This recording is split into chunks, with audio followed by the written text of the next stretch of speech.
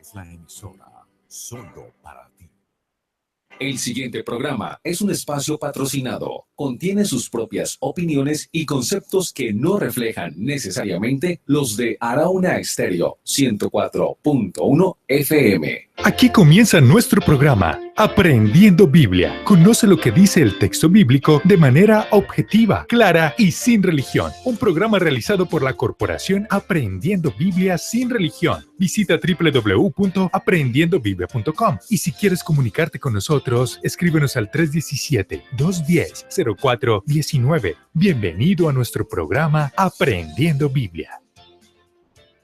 Bienvenidos a todos nuestros oyentes. Gracias porque ya hay personas que incluso están ya conectadas en YouTube.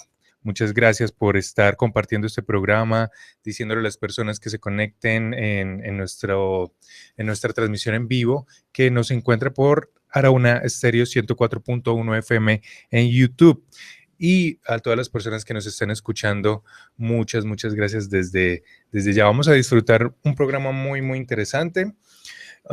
Si tienen dudas o preguntas, recuerden, nos pueden marcar al 317-210-0419, escribir al chat 317-210-0419, 317-210-0419. Vamos a saludar al equipo de trabajo para que hagamos este estudio. Recuerden que estamos estudiando la primera venida del Señor Jesucristo, cuál fue la razón, cuál fue la motivación, y hemos venido estudiando entonces esto, pero para continuar saludamos al equipo de trabajo. A Paula López, muy buenos días. ¿Cómo estás, Paulita? ¿Cómo va todo? Muy buenos días, Mauricio. Muy bien, muchísimas gracias. Un gran saludo para todos nuestros oyentes, para todos los que están aquí conectados por primera vez. Un saludo para los que ya me mandaron por ahí unas manitos diciéndome aquí estoy presente, para Marlene Quintero, para don Guillermo y doña Olga. Un gran saludo para ustedes. Bueno, tenemos una invitada a la mañana de hoy, pero antes de saludarla, quiero saludar a la doctora Vilma. Doctora Vilma, muy buenos días. ¿Cómo estamos? Muy buenos días a todos los oyentes, al equipo, y deseando y pidiéndole al Señor que tenga misericordia de todas las personas, de los oyentes, de nosotros y de las personas que cada oyente va a contactar para que escuche este programa y el Señor pueda derramar su misericordia sobre cada uno de ustedes.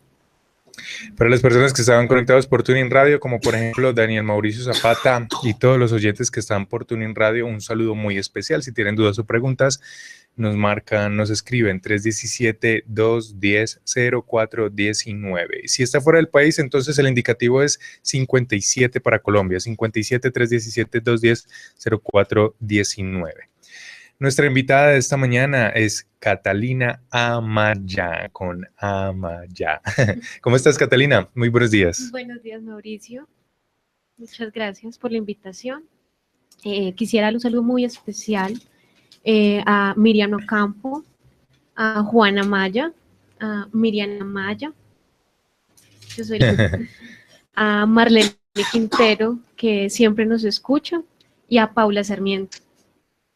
Bueno, muy bien. Catalina, tú eres ingeniera biológica. Sí, soy ingeniera biológica. Es una profesión que nunca hemos tenido aquí en ningún invitado.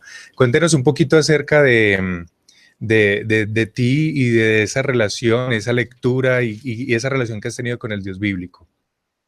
Bueno, pues ha sido una relación muy especial en la que he podido aprender bastante. Hace unos años vine a conocer al Dios bíblico. Lo conocí con la lectura de la Biblia.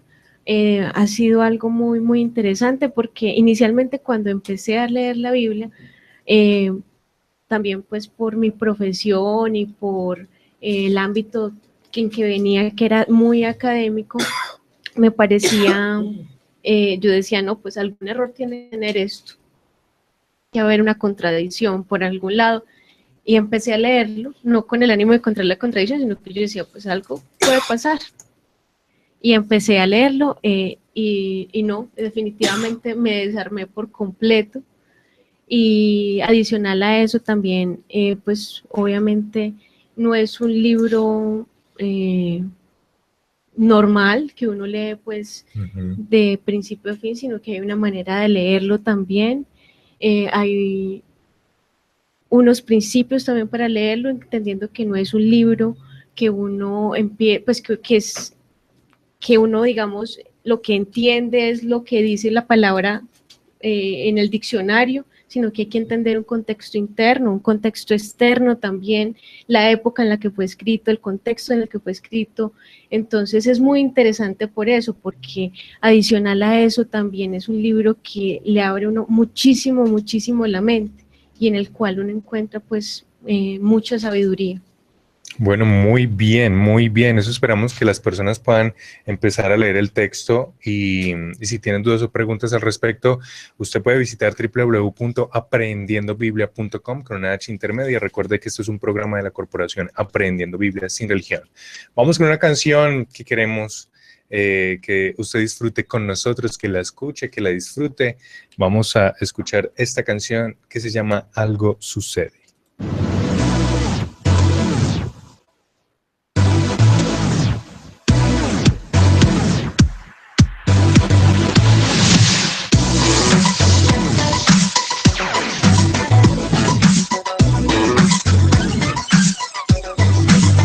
Algo sucede cuando cantamos, algo sucede cuando alabamos, algo sucede cuando exaltamos, algo sucede cuando adoramos.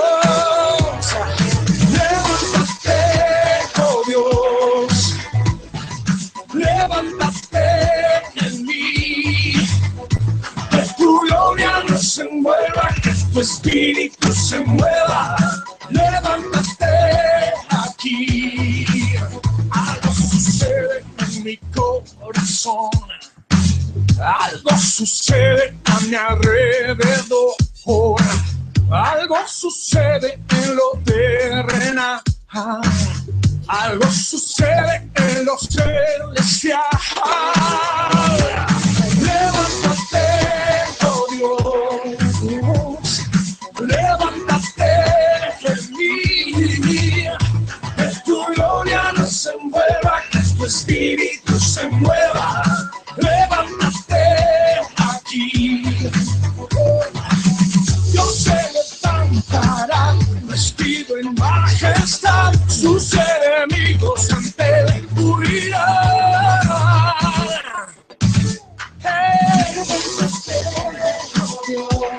Levántate, levántate, ven y que tu gloria nos envuelva, nos envuelva. Levántate, levántate, levántate.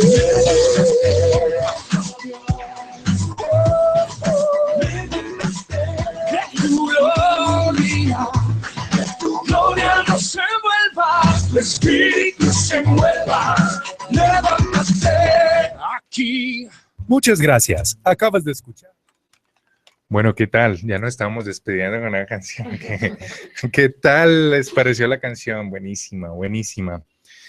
Hay como para animarnos, recuerden que hemos hablado que tenemos que decirle al Espíritu Santo, agradecerle al Espíritu Santo que nos revele qué fue lo que inspiró en la Biblia, y ya hemos hablado que sin la revelación del Espíritu Santo también es imposible captar, entender, saber qué es lo que está diciendo el Espíritu Santo, porque aunque manejamos el lenguaje humano en que está escrito y en que fue inspirado y tenemos en cuenta todas las puntos de la exégesis literaria, sabemos que este texto es mucho más que una historieta, una narración, una novela o cualquier cosa de esta literaria con el estilo del lenguaje humano, que lo tenemos que tener en cuenta, pero importantísimo tener en cuenta y pedirle al Espíritu Santo que nos revele qué es lo que está diciendo aquí.